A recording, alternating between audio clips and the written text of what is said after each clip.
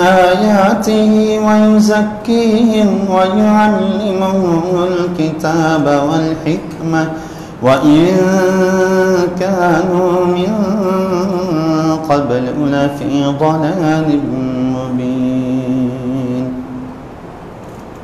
ہر طرح کی تعریفات، حمد و ثنا، بزرگی اور کبریائی اللہ احکم الحاکمین کی وحدہ لا شریک بے مثل اور بے مثال ذات کے لیے۔ اس کی ذات انتہائی رحیم مہربان ذات ہے۔ وہ اپنے بندوں پر اتنا رحیم ہے کہ انہیں نیکی کی توفیق بھی بخشتا ہے اور پھر ان کی نیکی کو قبول بھی کرتا ہے، اور اس کے ساتھ وہ اپنے بندوں کے گناہوں سے درگزر بھی کر دیتا ہے۔ اس کا یہ رحمت، شفقت اور محبت والا رشتہ کسی لالچ یا کسی غرض کی بنیاد پر نہیں ہے کہ وہ اپنے بندوں پر مہربان ہے، رحیم ہے، رحمان ہے، ودود ہے، تو اس وجہ سے کہ اسے اپنے بندوں سے کوئی لالچ ہے، کوئی غرض ہے، کوئی مفاد ہے، کوئی مفاد نہیں۔ یہی اس کی رحمت ہے، یہی اس کی کمال درجے کی مہربانی ہے کہ وہ بغیر کسی لالچ، بغیر کسی مفاد کے اپنے بندوں سے محبت کرتا ہے۔ ہر طرح کی تعریفات اور رب ذوالجلال کی وحدہ لا شریک ہستی کے لیے بے شمار درود اور سلام رسول اللہ صلی اللہ علیہ وسلم کی ذات اقدس پر۔ پچھلے جمعۃ المبارک میں آپ کے سامنے یہ بات عرض کر رہا تھا کہ آخری اصول جو رسول اللہ صلی اللہ علیہ وسلم نے ریاست مدینہ کا مقرر کیا وہ دفاعی نظام تھا، ڈیفنس پالیسی، اور نبی اکرم صلی اللہ علیہ وسلم نے صحابہ رضوان مجمعین کو صرف دفاع ہی نہیں سکھلایا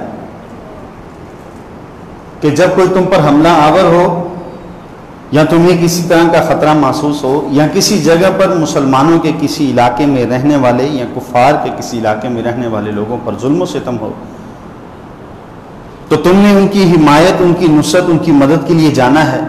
صرف یہ نہیں بتایا، پورا طریقہ کار وضع کر کے سکھایا، جنگی اصول و ضوابط دیے کہ اگر تمہارے علاقے پر کوئی حملہ آور ہوتا ہے، تم کسی کے ساتھ لڑنے کے لیے جاتے ہو، تو تم نے کبھی بھی مسافر کے اوپر ہاتھ نہیں اٹھانا، تم نے اس کے اوپر وار نہیں کرنا جو تمہارے ساتھ لڑ نہ رہا، جو اپنے گھر میں ہے یا تمہارے ساتھ لڑنے والے کی کسی طرح سے بھی وہ مدد نہیں کرتا، تم اس کے اوپر وار نہ کرنا۔ جس نے تمہارے ساتھ عہد و پیمان کر رکھا ہے، تمہیں جزیہ دیتا ہے، تمہیں ٹیکس دیتا ہے، اس پر بھی تم حملہ آور نہ ہونا، کہ چونکہ اس کی برادری، اس کے مذہب کے ماننے والے ہمارے ساتھ لڑ رہے ہیں لہٰذا ہم ان کو بھی ماریں گے۔ نبی علیہ السلام فرمایا ایسا نہ کرنا۔ دشمن قوم کے بوڑھوں پر، دشمن قوم کی خواتین پر، دشمن قوم کے بچوں پر کسی طرح سے بھی حملہ نہ کرنا، اور اگر دوران جنگ تمہیں درخت کاٹنے کی ضرورت پڑ جائے، دشمن پر ہیبت یا دشمن کے علاقے کو فتح کرنے کے لیے درخت کاٹنے، درختوں کو جلانے کی ضرورت پڑ جائے تو پھر ٹھیک ہے، وگرنہ سایہ دار درخت اور پھلدار درخت کو نہ کاٹنا۔ آج پوری دنیا میں مسلمان مظلوم ہے۔ عراق کو اٹھا کر دیکھ لیں، شام کی تاریخ کے صفحات کی برگردانی کر لیں، کشمیر کی تاریخ کو پڑھ کر دیکھ لیں، افغانستان کے ساتھ جو کچھ گزرا اس پر ایک نظر دوڑا کر دیکھ لیں، کوئی ملک ایسا نہیں، حتیٰ کہ آپ پاکستان کو دیکھ لیں، جب سے پاکستان امریکہ کا ایلی بنا ہے اس وقت سے لے کر آج تک پاکستان کو کیا حاصل ہوا ہے؟ اربوں ڈالر کا نقصان افغانستان وار کے اندر خالی، لاجسٹک سپورٹ بھی کر دی، ہر طرح کی سہولیات ان کو دے دی، ان کو فیسیلیٹیٹ کر دیا، فضائی حدود ان کے لیے کھول دی، زمینی راستے ان کے لیے ہموار کر دیے، آج تک پاکستان کا کچھ نہیں سنبھلا۔ نبی علیہ الصلوۃ والسلام دشمن قوم کے متعلق اصول وضع کر رہے ہیں۔ فرمایا کہ اگر درخت کاٹنے کی نوبت آ جائے، درخت جلانے کی نوبت آ جائے، بہت حتمی، بہت اہم ضرورت محسوس ہو تو پھر ٹھیک ہے، مگر نہ سایہ دار درخت کو نہ جلانا، پھلدار درخت کو نہ جلانا۔ اور اگر خوراک کے لیے تمہیں جانور ذبح کرنا پڑ جائے تو فرمایا تم دودھ دینے والے جانور کو ذبح نہ کرنا، اس کے اندر تمہارے لیے زیادہ فائدہ ہے۔ یہ آج ہمیں سکھاتے ہیں کہ تہذیب کیا ہے، یہ آج مسلمانوں کو بتلاتے ہیں کہ ہم مہذب قومیں ہیں، جن کو اپنی ماں بہن کے درمیان فرق معلوم نہیں، جن کو ایک آوارہ عورت اور اپنے گھر میں سوئی ہوئی بہن کے متعلق فرق معلوم نہیں، جس معاشرے کے اندر ایک عورت شراب پی کر اپنے والد کے لیے بھی وہی جنسی خواہش رکھتی ہے جو وہ ایک آوارہ نوجوان کے لیے رکھتی ہے، وہ ہمیں آج تہذیب کا درس دیتے ہیں۔ اور کبھی آپ نے غور کیا کہ وہ آج ہمیں تہذیب کیوں سکھا رہے ہیں؟ آج وہ ہمیں سویلائز کیوں کرنا چاہتے ہیں؟ آج وہ ہمیں پڑھا لکھا کیوں دیکھنا چاہتے ہیں؟ کبھی آپ نے غور کیا؟ وہ آج ہمیں تہذیب اس لیے دینا چاہتے ہیں کہ ہم ان کے غلام ہیں، ہمارا ہاتھ 70 سال سے ان کے سامنے پھیلا ہوا ہے، ہم 70 سال سے کشکول توڑنے کے چکر میں مزید قرضوں کے بوجھ تلے دبتے جا رہے ہیں۔ نبی اکرم صلی اللہ علیہ وسلم نے دفاعی نظام مرتب کیا۔ دفاعی نظام کو مرتب کرنے کے بعد نبی علیہ الصلوۃ والسلام نے صحابہ رضوان مجمعین کو تعلیمات دی اور یہ سکھلایا۔ رب ذوالجلال نے وحی آسمانوں سے بھیجی، رسول اللہ صلی اللہ علیہ وسلم اپنے ماننے والوں کو بتا رہے ہیں کہ طاقت کے نشے میں کبھی تم ان لوگوں پر چڑھائی نہ کرنا جنہوں نے کبھی تمہارے ساتھ جنگ نہ کی ہو۔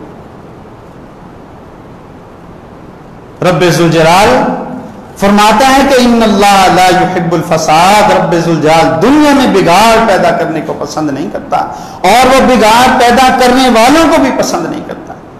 تلک الدار الآخرہ نجعلها للذین لا یریدون علوا فی الارض ولا فسادا، اہل ایمان تمہیں آنے والے وقت میں طاقت ملے گی، تمہیں قوت ملے گی۔ ساری دنیا عثمان بن عفان رضی اللہ تعالیٰ عنہ کی شہادت سے پہلے دنیا کے 3 بڑے بر اعظم مسلمانوں کے زیر تسلط ہیں۔ رب ذوالجلال نے فرمایا کہ اللہ رب العزت آخرت کا گھر ان لوگوں کو دیا کرتا ہے جو دنیا میں طاقت ملنے کے بعد کسی طرح سے ظلم و ستم نہیں کرتے۔ تلک الدار الآخرۃ نجعلها للذین لا یریدون علوا، مسلمانوں کی جنگ بڑھوتی کے لیے نہیں، مسلمانوں کا جہاد رقبے کی توسیع کے لیے نہیں، مسلمان کفار کے ساتھ لڑتے ہیں تو اس بنیاد پر نہیں کہ مال غنیمت ملے گا، علاقہ بڑا ہو جائے گا، بڑی شان و شوکت مل جائے گی، اس لیے نہیں۔ وہ کافر کے ساتھ لڑتا ہے تو صرف اس وجہ سے لڑتا ہے کہ یہ دنیا کے اندر اللہ رب العزت کے ماننے والوں کو جینے نہیں دیتے۔ اذن للذین یقاتلون بانہم ظلموا وان اللہ علی نصرہم لقدیر، رب ذوالجلال نے تمہیں لڑنے کی اجازت دے دی ہے، بِأَنَّهُمْ ظُلِمُوا، اس وجہ سے کہ تم ظلم و ستم کی چکی کے نیچے پس رہے ہو۔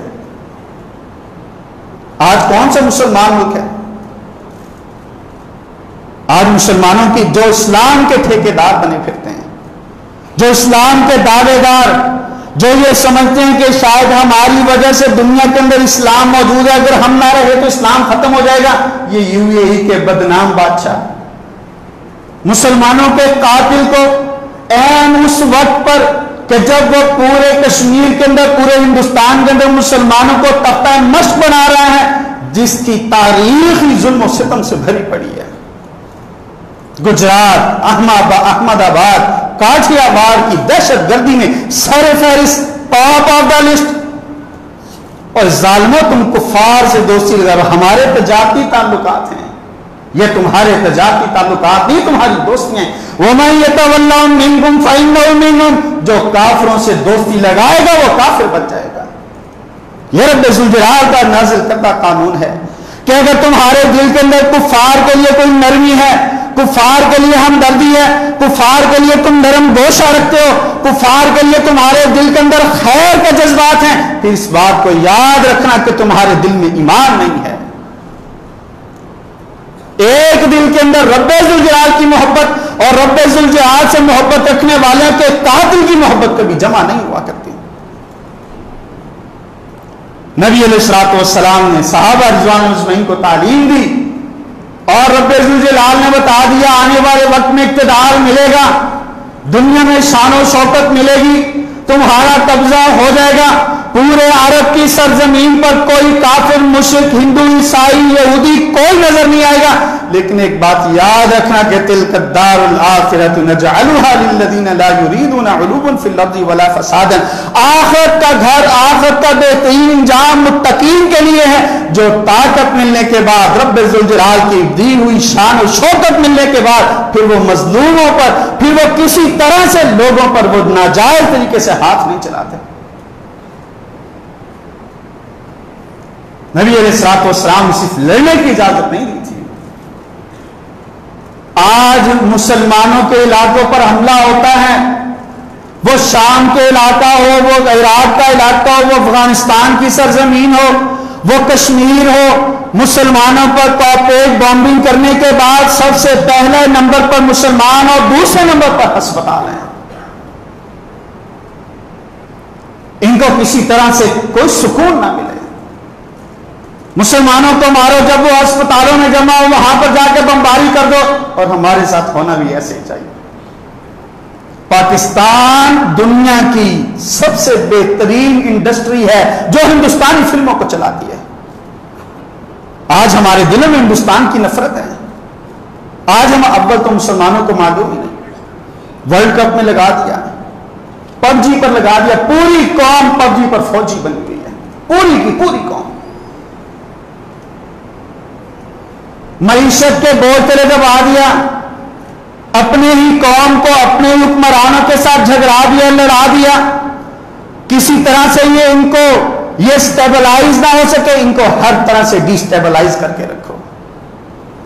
عوام حکمرانوں کے خلاف اور حکمران اپنی اپوزیشن کے خلاف۔ آج کہاں مر گئے ہیں وہ؟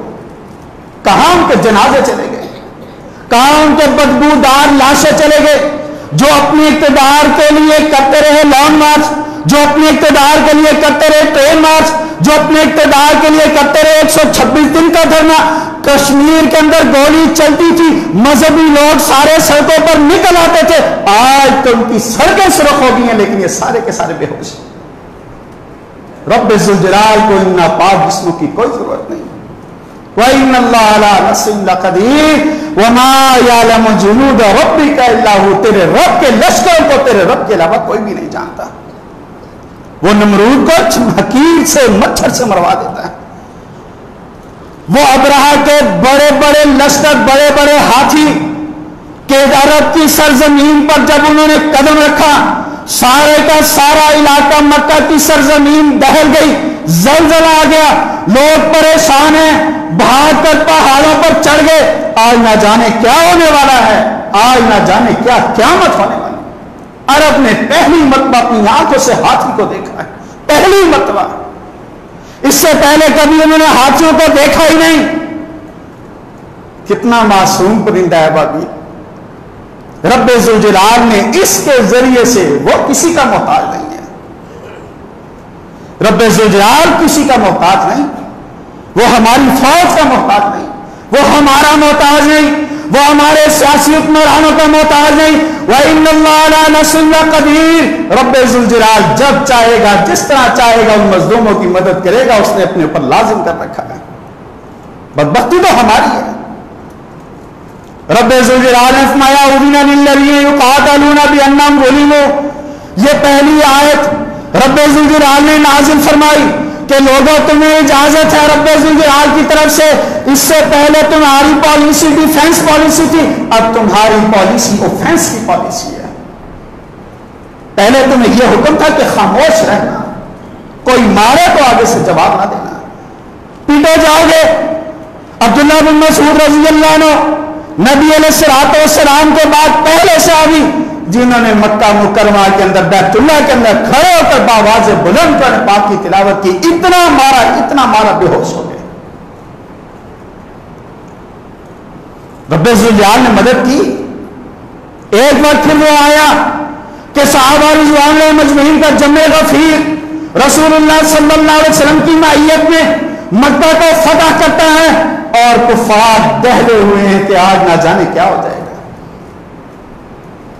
نبی علیہ الصلوۃ والسلام کو رب ذوالجلال نے فرمایا میرے رسول ان کو بتا دے، اقتدار ملے گا، شان و شوکت ملے گی، قوت ملے گی، سلطنت ملے گی، تمہارا اقتدار قائم ہو جائے گا، حکومت مل جائے گی، لیکن یہ بات یاد رکھنا ان اللہ لا يحب المعتدین، جن لوگوں کے ساتھ تمہارا معاہدہ ہو جائے جنگ بندی کا، جو لوگ تمہارے خلاف ہرزہ سرائی نہ کریں، جو لوگ تمہارے خلاف لینے والوں کی کسی طرح سے مدد نہ کریں، تم نے ان کے اوپر پھر ہاتھ نہیں اٹھانا۔ یہ جنگ، یہ اسلحہ، یہ فوج، یہ ٹینک، یہ طیارے صرف دکھانے کے لیے نہیں ہوا کرتے، یہ اس وقت کے لیے ہوتے ہیں کہ جب کسی ایک جگہ پر مسلمان کو مارا جائے، مسلمان کو پیٹا جائے، مسلمان پر ظلم ہو، اس کی ماں بہن کو برہنہ کر کے اس کے ساتھ عصمت دری کی جائے اور پھر اس کی تصویریں بنا کر ویڈیو بنا کر مسلمان ملکوں میں بھیجی جائے، یہ اس وقت کے لیے ہوتی ہے کہ تم جاؤ ان کے اوپر بم مار کر ایسے لوگوں کو دنیا کی زندگی میں رہنے کا حق ہی باقی نہ چھوڑو۔ اس میں غیرت کا تو مذہب ہی کوئی نہیں۔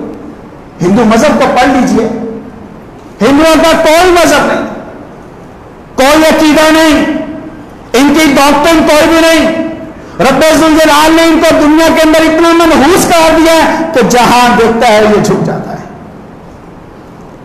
اللہ کی قسم آج ہماری فوج کھڑی تو میں رب ذوالجلال کی ذات کی قسم اٹھا کے کہتا ہوں اگر یہ ہمارے چیف آف آرمی اسٹاف کا پیشاب نہ پیے تو آپ بات کیجیے گا۔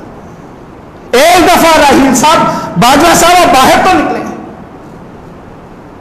نبی علیہ الصلوۃ والسلام نے صرف لڑنا نہیں سکھایا، نبی علیہ السلام نے تعلیم بھی دی ہے۔ دنیا کی مہذب قوموں کو پڑھ کے دیکھ لیجیے، ورلڈ وار فرسٹ، دوسری جنگ عظیم، اور ایک دوسرے کو طاقت کا نشہ دکھانے والے آج کے حساب سے کروڑوں افراد کے قاتل ہیں، کروڑوں افراد کے قاتل۔ مسلمانوں کی معیت میں، نبی علیہ السلام کی معیت میں، نبی علیہ الصلوۃ والسلام کے ساتھ مل کر صحابہ رضوان اللہ مجمعین نے جنگیں لڑی ہیں، 1000 کے قریب کفار مارے گئے ہیں، صرف 1000 کے قریب۔ یہ دفاع رب ذوالجلال نے مسلمانوں کو اس کا حق دیا۔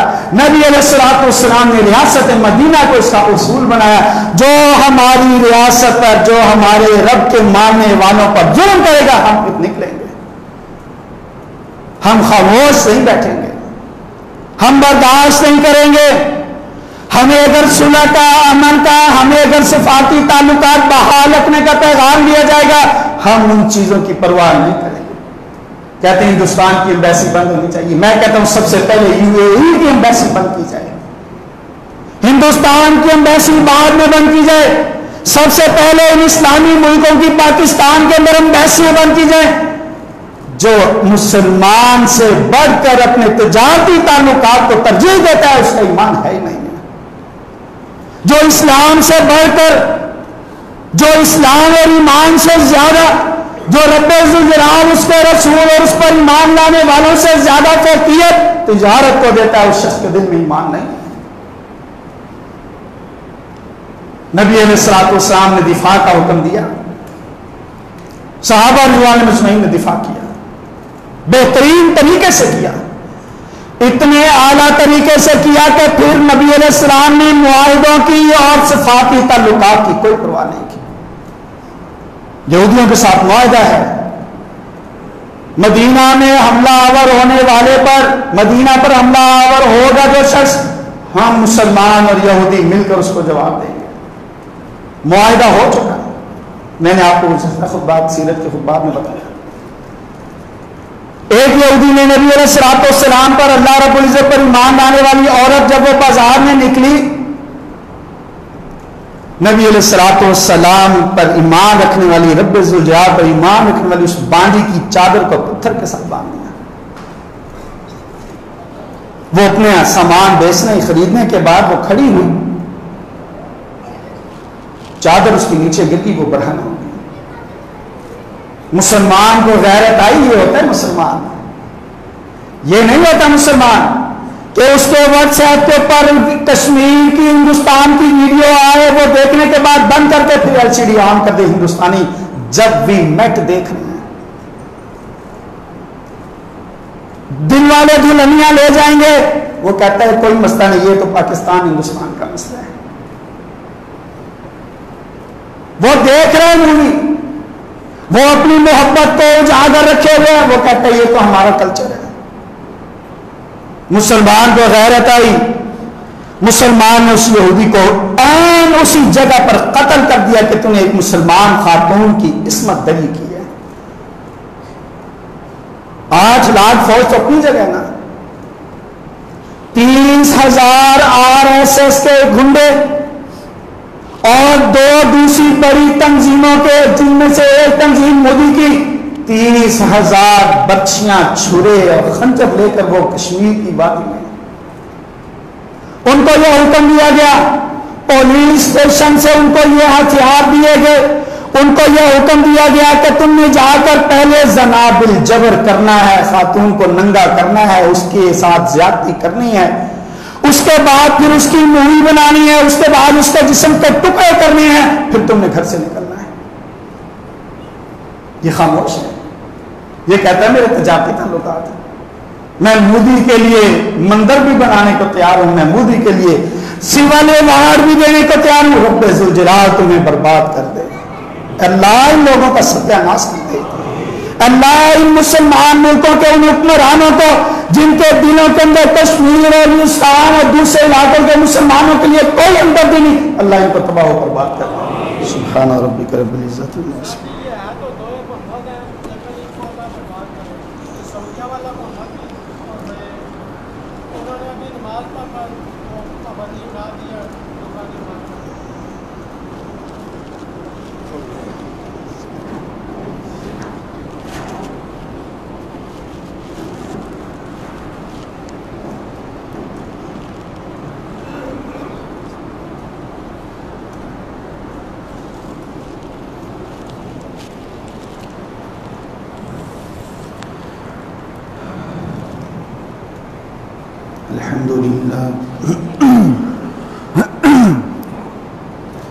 الحمد لله نحمده ونستعينه ونستغفره ونؤمن به ونتوكل عليه ونعوذ بالله من شرور أنفسنا وسيئات أعمالنا من يهده الله فلا مضل له ومن يضلل فلا هادي له وأشهد أن لا إله إلا الله وحده لا شريك له وأشهد أن محمدا عبده ورسوله صلى الله عليه وآله وسلم أما بعد فإن خير الحديث كتاب الله وخير الهدي هدي محمد صلى الله عليه وسلم وشر الأمور محدثاتها وكل محدثة بدعة وكل بدعة ضلالة وكل ضلالة في النار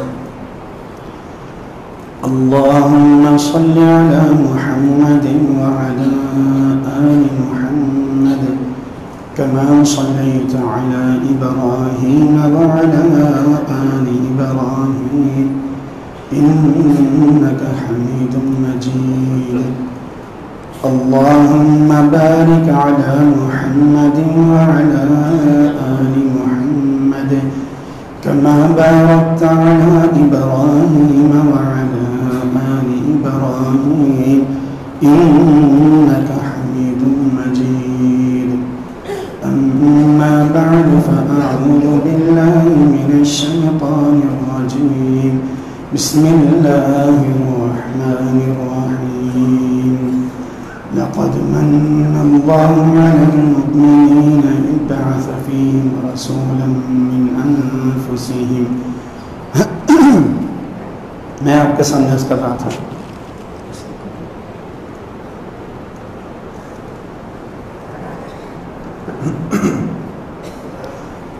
نبی اکرم صلی اللہ علیہ وسلم نے صحابہ رضوان مجمعین کو تعلیمات دی اور یہ سکھایا کہ اسلام کسی طرح سے بھی اپنے مسلمان بھائی پر ہونے والے ظلم پر خاموش نہیں رہتا. المسلم اخو المسلم، نبی علیہ السلام فرمایا مسلمان دوسرے مسلمان کا بھائی ہے. لا یظلمہ، وہ اس پر ظلم نہیں کرتا. ولا یخذلہ، نہ ہی وہ اپنے مسلمان بھائی کو رسوا کرتا ہے. ولا یسلمہ، اور کبھی بھی ایک مسلمان کافر کے ہاتھوں مرنے والے اپنے دوسرے مسلمان بھائی کو بے یار و مددگار نہیں چھوڑتا. یہ ایک مسلمان کا دینی فریضہ ہے، ایمانی فریضہ ہے. صحابی رسول نے اس کو فوراً اس یہودی کو اسی جگہ پر موت کے گھاٹ اتار دیا. تم ایک مسلمان خاتون کی عصمت دری کرو اور تم یہ سمجھو کہ مسلمان خاموش رہے گا، مسلمان کی غیرت جاگے گی نہیں، مسلمان کا ایمان جوش نہیں مارے گا، مسلمان کسی طرح سے اپنے دوسرے مسلمان کے دفاع کے لیے کھڑا نہیں ہوگا. ایسا ناممکن ہے. معاہدہ ہے کہ ہم تم آپس میں لڑیں گے نہیں، لیکن صحابی نے اس معاہدے کی، اس سفارتی تعلقات کی کوئی پرواہ نہیں کی. نبی علیہ الصلوۃ والسلام تک بات پہنچی، یا رسول اللہ یہ واقعہ ہو گیا، یا رسول اللہ یہ ماجرا ہوا. صحابی نے فوراً ہی اس کو مار دیا ہے، اور یہودیوں نے مل کر صحابی کو شہید کر دیا. نبی علیہ الصلوۃ والسلام نے صحابہ کو یہ نہیں سکھایا کہ ہم ڈیفنس پالیسی میں ہیں. شاہ محمود قریشی، غیرت نام کی چیز نہیں ہے ان میں. جو بھی اس کرسی پر پہنچ رہا ہے، آپ میری بات کو سمجھیں یا نہ سمجھیں، سیاسی رنگ دیں یا مذہبی رنگ، اس کو میرے ٹوٹے پھوٹے جذبات کہیں یا جذباتی تقریر، جو اس کرسی پر پہنچتا ہے اس کی غیرت مری ہوئی ہوتی ہے. جو اس کرسی پر بیٹھتا ہے اس کے دل میں ایمان اور اسلام نہیں ہوا کرتا. مت شکوا کیجئے کہ ایک حکمران آیا، اس نے مودی کی ماں کو دنیا کی بہترین مہنگی ترین ساڑی دی. اپنے بچے کی شادی پر اس نے 150 ہندو اپنے گھر میں بغیر پاسپورٹ کے بلائے. نون لیگ کا سربراہ آج رب ذوالجلال کیا کر رہا ہے اس کے ساتھ. اور دوسرا آیا اس سے بڑھ کر، اس نے کہا کہ کشمیر کا مسئلہ حل ہوگا اسی وقت جب مودی دوبارہ اقتدار میں آئے گا. اقتدار میں آنے کے بعد اس نے ٹویٹ کر کے اس کو مبارک دی. آج حالت دیکھ رہے ہیں، کتنا دن ہے آج کہ مقبوضہ کشمیر کے اندر کرفیو ہے. 2 ماہ تک رہے گا یہ کرفیو. آگے مسلمان نوجوان مر جائیں گے، کرفیو اٹھایا جائے گا. جو نہتے ہوں گے گھروں سے باہر نکلیں گے، اور بدماش فوج، بدماش دہشت گرد ان کو وہاں پر مار کر مقبوضہ کے علاقے کو اپنی تحویل میں لے لیں گے. باجوہ صاحب رب ذوالجلال کے بعد ان کی نظر آپ کے اوپر ہے. رب ذوالجلال کے ماننے والے وہ ہیں، انہیں اس بات کا یقین ہے کہ رب ذوالجلال ہماری مدد کرے گا. لیکن یقین مانیے کہ اگر ان کی کوئی نظر ہے تو آپ کی فوج کے اوپر نظر ہے، آپ کسی پر سالاری پر نظر ہے. اللہ کے لیے آگے بڑھیں. ان حکمرانوں سے کسی کو کوئی توقع نہیں. یہ اپنے سفارتی تعلقات کی نظر ہو گئے ہیں، یہ اپنی تجارت کے تعلقات کی نظر ہو گئے، یہ دنیا کے مفادات کی نظر ہو گئے. اگر رب ذوالجلال کے بعد ان کی نظر ہے، کوئی امید بنی ہے تو ہماری فوج سے بنی ہوئی ہے، ہماری فوج سے جڑی ہوئی ہے. اللہ رب العزت ہمارے سپہ سالاروں کو کھڑا کر دے. اے اللہ ان کو ایمانی غیرت سے نواز. اے اللہ ان کو اس بات کی توفیق دے ہندوستان مودی سرکار کی لعنت سے ہی بچا، اور اپنے مظلوم مسلمان بہنوں بھائیوں کی عصمت دری کے ایک ایک منٹ اور ایک ایک بہے جانے والے خون کے ایک ایک قطرے کا حساب چکا دیں. یہ جنگ اس لیے نہیں ہوتی، اسلام کی جنگ اس لیے نہیں ہے کہ رقبہ بڑھے، اسلام کی جنگ اس لیے وَلَوْلَا دَفْعُ اللَّهِ النَّاسَ بَعْضَهُم بِبَعْضٍ لَفَسَدَتِ الْأَرْضُ. اگر رب ذوالجلال مسلمانوں کو جہاد جیسی قوت سے نہ مالا مال کرتا، رب ذوالجلال مسلمانوں کو جہاد کرنے کی اجازت نہ دیتا، لفسدت الارض، زمین ساری کی ساری بگڑ جانی تھی، فتنہ فساد ہو جانا تھا، قتل و غارت سے سرخ ہو جانی تھی. وَلَوْلَا دَفْعُ اللَّهِ النَّاسَ بَعْضَهُم بِبَعْضٍ لَهُدِّمَتْ صَوَامِعُ وَبِيَعٌ وَصَلَوَاتٌ وَمَسَاجِدُ. رب ذوالجلال نے فرمایا اگر دنیا میں رب ذوالجلال جنگ کا نظام نہ رکھتا تو بڑی سپر پاور نے پھر نیچے والے تمام لوگوں کی ہر طرح کی زندگی کو اجیرن کر دینا تھا.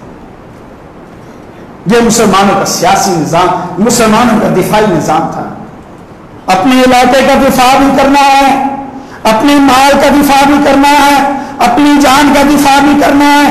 ایمان میں شامل ہے، جو اپنے علاقے کے دفاع کو دفاع نہیں سمجھتا وہ بھی شخص ایمان سے خارج ہے. علاقے کا دفاع، اسلام اور مسلمانوں کا دفاع اسلام اور کفر کی جنگ میں شامل ہے.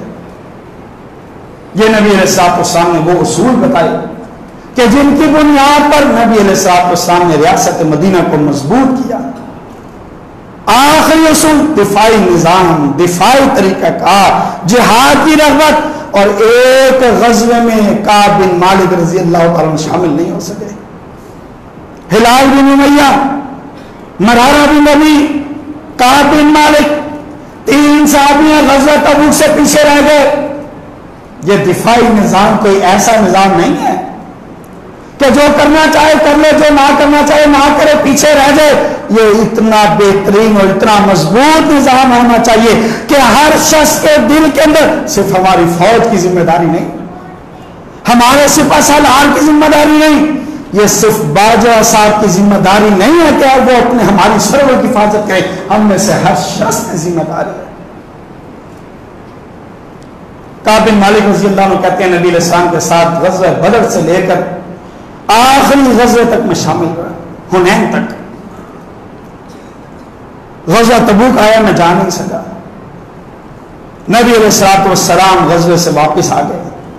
انہوں نے کہا میں پہنچ جاؤں گا جلدی. اطلاع ملی واپس آ گئے ہیں، اپنی بات ختم کرتے ہیں بس. نبی علیہ السلام کی واپسی کی اطلاع سن کر کعب رضی اللہ عنہ پریشان. طویل واقعہ مختصر بتاتا ہوں. پہنچے، منافق تو ویسے ہی نہیں گئے تھے. آج جو باتیں کرتے ہیں نا، خورشید شاہ قصوری کہتا ہے کہ اگر یو اے ای کے بادشاہ نے ان کو سول وار دے دیا تو آپ غصہ نہ کریں، یو اے ای ہمیں تیل بھی دیتا ہے، منگتو بھوکو. تمہارے ماننے میں تو آج مسلمانوں کو بے غیرت بنا دیا ہے. مانتے تم ہو، کھاتے تم ہو، اپنی عیاشیاں تم اڑاتے ہو، بدنام ہم ہوتے ہیں. نبی علیہ السلام کے سامنے منافقین گئے. یا رسول اللہ یہ مسئلہ تھا، یا رسول اللہ یہ مجبوری تھی، کیونکہ اہل عذر کو جہاد پر جانے سے، جنگ میں جانے سے رخصت. نبی علیہ السلام فرماتے کہ تمہارا معاملہ رب ذوالجلال کا. کعب رضی اللہ عنہ آئے، یا رسول اللہ کوئی مسئلہ نہیں تھا، سستی ہو گئی. نبی علیہ السلام نے صحابہ کو جمع کیا، فرمایا کعب، مرارہ، ہلال، ان تینوں سے بات نہیں کرنی. وَعَلَى الثَّلَاثَةِ الَّذِينَ خُلِّفُوا حَتَّى إِذَا ضَاقَتْ عَلَيْهِمُ الْأَرْضُ بِمَا رَحُبَتْ. اسلام اتنا مضبوط دفاعی نظام بناتا ہے کہ کوئی دفاع سے پیچھے رہے تو کیوں رہے. یہ صرف ایک فوج نہیں، ہماری 4 ساڑھے 4 5 لاکھ فوج نہیں، پاکستان کا ہر انسان، پاکستان کا ہر پاکستانی انشاءاللہ فوجی ہے. فوج کے شانہ بشانہ کھڑے ہونے والا ہے. نبی علیہ السلام فرمایا بات نہیں کرنی تھی. کعب رضی اللہ عنہ کہتے ہیں میں اپنوں کے اندر بیگانہ بن گیا. جا رہا ہوں گلی کے اندر، سامنے سے ابو بکر آئے. ابو بکر نے مجھے دیکھا تو ابو بکر نے رستہ بدل لیا. عمر کو کہا عمر السلام علیکم. عمر نے میری طرف دیکھا، چہرہ موڑ لیا. 3 افراد 50 دن کی پابندی برداشت کرتے ہیں. 50 دن کوئی صحابی ان 3 افراد سے بات نہیں کر سکتا. کیوں؟ دفاعی نظام میں مرارہ تم پیچھے کیوں رہے تھے؟ کہا تم نے سستی کیوں دکھائی تھی؟ ہلال تم جنگ میں کیوں نہیں پہنچے؟ جنگ ہوئی نہیں ہے. مسلمانوں کا 30,000 کا لشکر وہاں پہنچا. رومیوں کی 1 لاکھ کی فوج ہے, اپنے علاقے میں بیٹھی ہوئی ہے. یہ 1 مہینے کا سفر کر کے پہنچے ہیں اور وہ تازہ دم ہے, یہ تھکے ماندے مسافر ہیں, لیکن انہوں نے مسلمانوں کے ایمانی جذبے کو دیکھا, سرنڈر کر گئے, ہتھیار پھینک دیا. یہ اس طرح کا نظام ہے کہ اگر کوئی پیچھے رہے گا, سستی بھی کھائے گا, اسلام کی نظر کے اندر وہ شخص اچھا انسان ہے. اس کے بعد نبی علیہ الصلوۃ والسلام نے جب اپنی پالیسی بنائی, یہود مدینہ کے یہودیوں نے کیا کردار ادا کیا, اگلے جمعہ میں آپ کے سامنے بیان کروں گا. اللهم انصر الاسلام والمسلمین واعز الاسلام والمسلمین واذل الشرك والمشركين ودمر اعداء الدين. اللهم اجعل كلمة الاسلام العليا واجعل كلمة الكفر السفلى. يا قاضي الحاجات اقضي حاجاتنا وحاجات المسلمين. يا شافي الامراض اشف مرضانا ومرضى المسلمين. سبحان ربك رب العزة عما يصفون وسلام على المرسلين والحمد لله رب العالمين.